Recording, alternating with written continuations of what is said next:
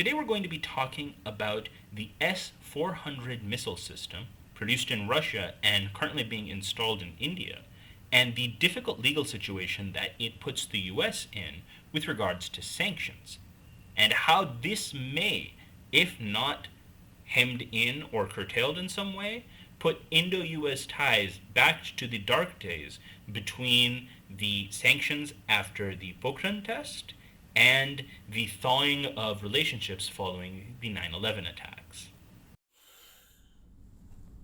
So let's first talk about the bill that's causing this controversial situation within the US.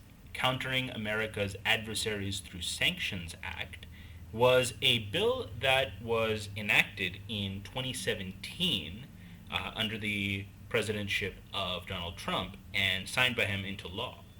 Now, this was a modification of an amendment to the Iran sanctions that were necessitated by the US's withdrawal from Iran and were expanded in scope to include fresh sanctions on Russia, as well as the formalization of a framework of sanctions that would apply on North Korea. Now, while the Iranian sanctions and the North Korean sanctions are both very interesting areas to look into, what concerns us most here are the sanctions on Russia. Now, these were imposed for three purposes.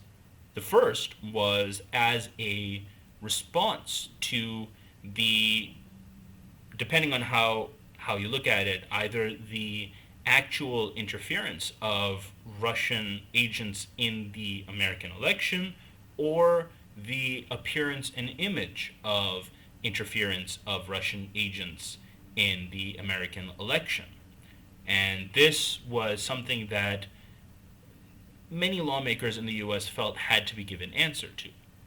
The second was as part of a larger trend of steps taken to, between Russia and the US to curtail one another's influence in certain areas. Now, this is part of tensions that had been rising since the Crimea crisis in Ukraine, the development of certain standoffs and certain statements over the airspace over Syria and the Syrian civil war, and a general increasing of tensions between Russia and the US, including certain aspects related to espionage and alleged assassinations as well, such as of certain diplomats in the UK. And third and finally, it was seen as, by many that supported it and many that observed it, as a way of testing the presidentship of Donald Trump.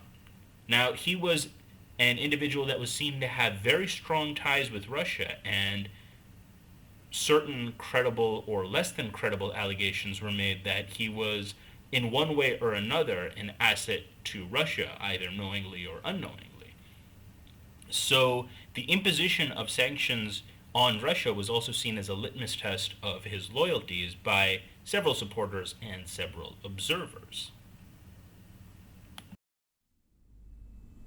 So what is this piece of hardware, the S-400, that is at the core of this controversy?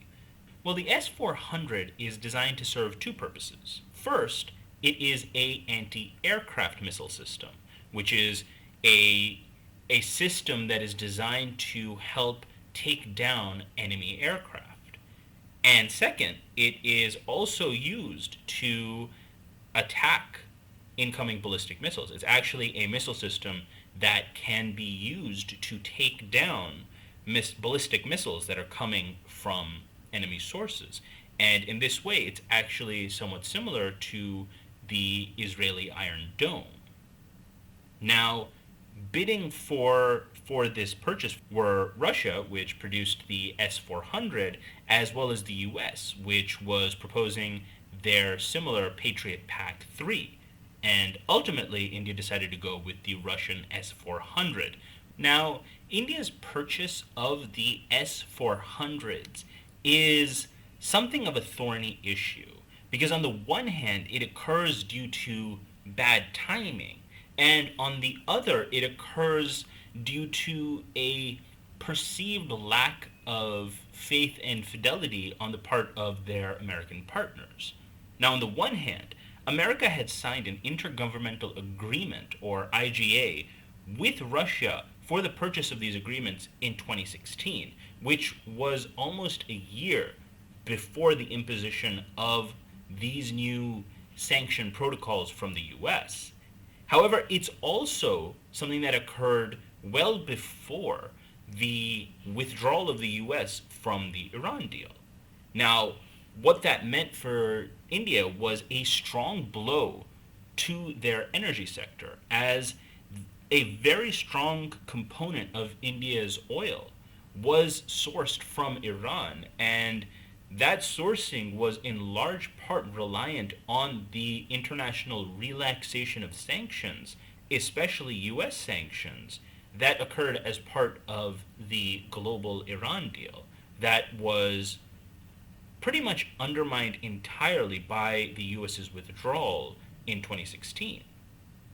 Now, given that situation, India found itself in a very complex situation in 2017, where on the one hand, the deal that they had already signed a agreement for the purchase of these 5 S-400 missile defenses was suddenly something that put them at risk of either displeasing the Russian partners that they had signed the agreement with by backing out, or making them fall afoul of the new Sanctions Act that the U.S. passed in the following July.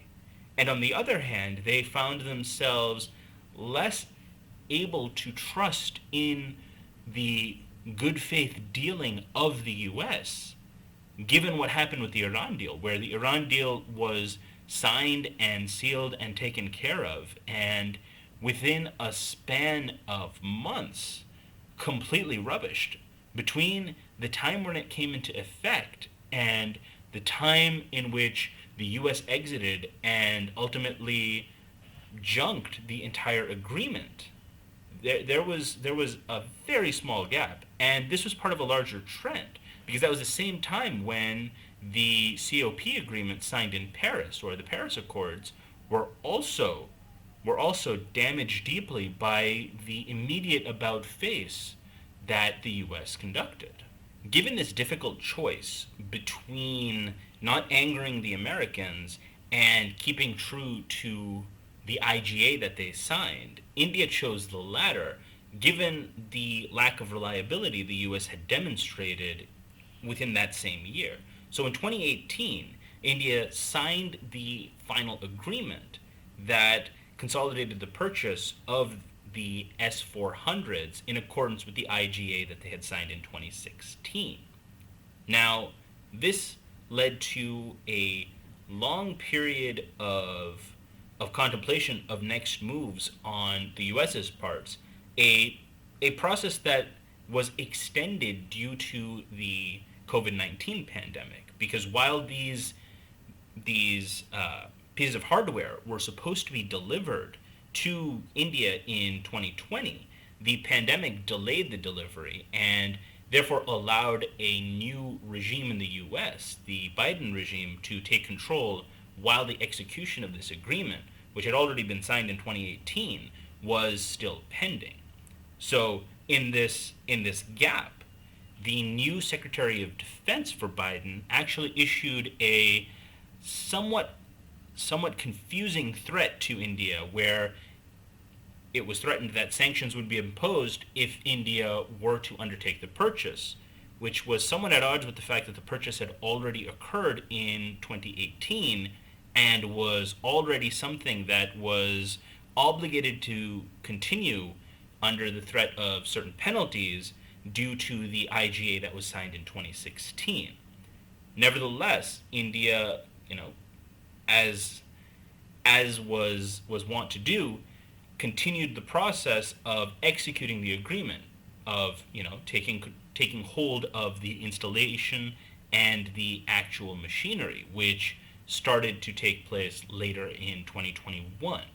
And this is what finally brought to a head the difficult situation of the US, where on the one hand they were obligated to undertake sanctions because of the act, because of their own domestic law. But on the other hand, they risked something far more important, the strategic alliance that was being built to hem in Chinese influence and Chinese aggression, the Quad.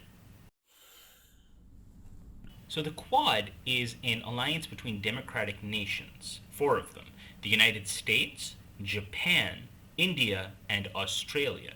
And all of these nations are aimed at producing and protecting an Asian arc of democratic independence. Now, this was started in 2007 with a conference between Japanese Prime Minister Shinzo Abe, American Vice President Dick Cheney, Indian Prime Minister Manmohan Singh, and the Prime Minister of Australia, John Howard. Now, all four of these members conducted simultaneous joint naval exercises to demonstrate and illustrate their utility as part of a strategic alliance. Now, for a period, due to domestic regime changes, Australia withdrew from the Quad. However, it was reinstated in 2017 and has been growing in importance to all stakeholders, including India, which has faced recent provocations at the Indo-Chinese border. Now, given the positioning of China, this alliance is incredibly important to all four members, and for that reason, the potential of strong sanctions from the US imposed on a fellow Quad member can be quite disheartening and can not only impact the effect of this strategic alliance, but force India into reliance on Russia, which has recently made strong overtures of friendship with China. So, in a real sense, this could lead to a strong strategic loss for the US. So, given this no-win situation that the US has sort of put themselves in, where either they dilute the impact of their bill sponsoring sanctions, or they weaken the development of the Quad and reduce their ability to hem in a expansionist China, there are several policymakers that are trying to find a way, officially or unofficially, out of this situation. Now, one method that is being attempted in the public eye is straightforward legislation. And this is through a bill that has been proposed by Ted Cruz, a congressman from Texas, and two of his colleagues, Young and Mitchell, which would make an exception for India specifically related to participation in the Quad. And this is known as the Control Act. So that, in a nutshell, is the situation.